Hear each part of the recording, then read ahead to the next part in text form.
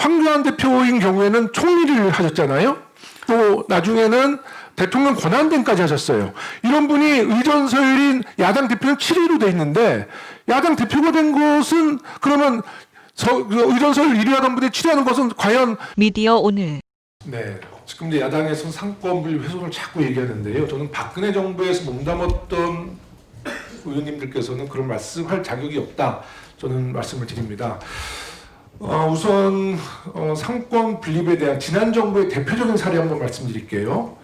지난 2013년 박근혜 정부 시절 행정부가 사법부에 압력을 넣어서 일본 강제징용 피해자 배상에 대한 한국 법원의 판결을 지연시켰던 사건 잘 아시잖아요. 예.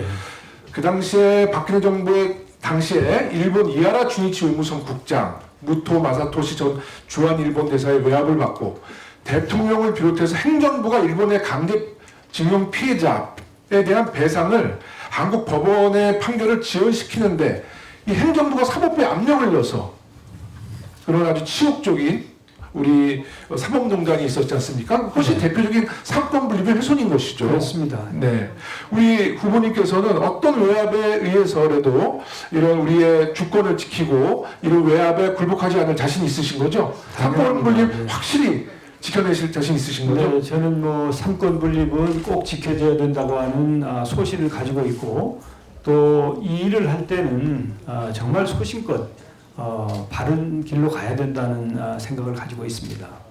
지금 뭐 아까도 언급하셨지만 국회의장직을 수행하다가 총리를 하기 위해서 중간에 그만두고 바로 총리가 된다면 뭐 비판받을 수 있습니다만은 이미 국회의장을 그만두신 지가 이제 2년 되셨잖아요. 그렇습니다. 네, 저도 그래서 상권 분립의 야당의 공세는 동의할 수 없고요.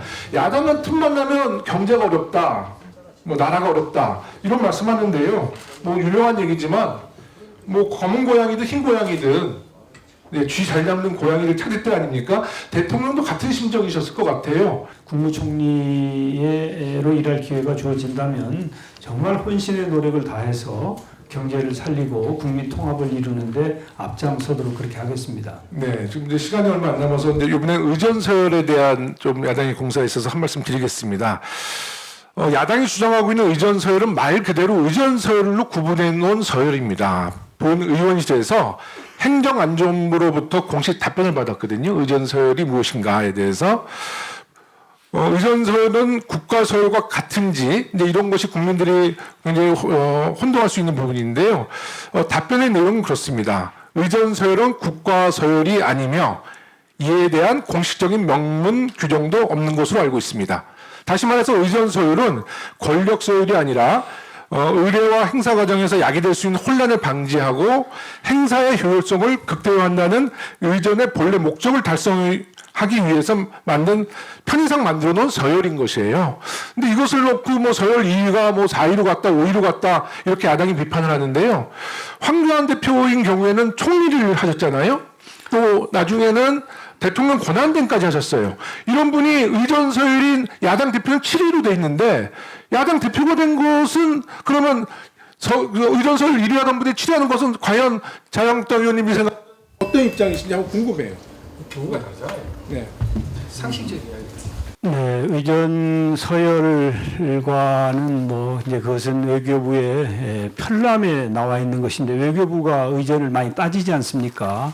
그러나 뭐 그런 것도 저는 참조해서 사실은 좀 부정적인 생각을 가지고 있었습니다만은 이제 여러 가지 그 권유도 있고 해서 그렇게 판단을 했습니다. 지금도 국민 여러분들께는 제가 총리로서 제 역할을 하면 국민 여러분들께서는 아마 잘했다고 판단을 하실 터인데 그럼에도 불구하고 저는 우리 입법부 구성원들에게는 송구한 생각을 가지고 있습니다.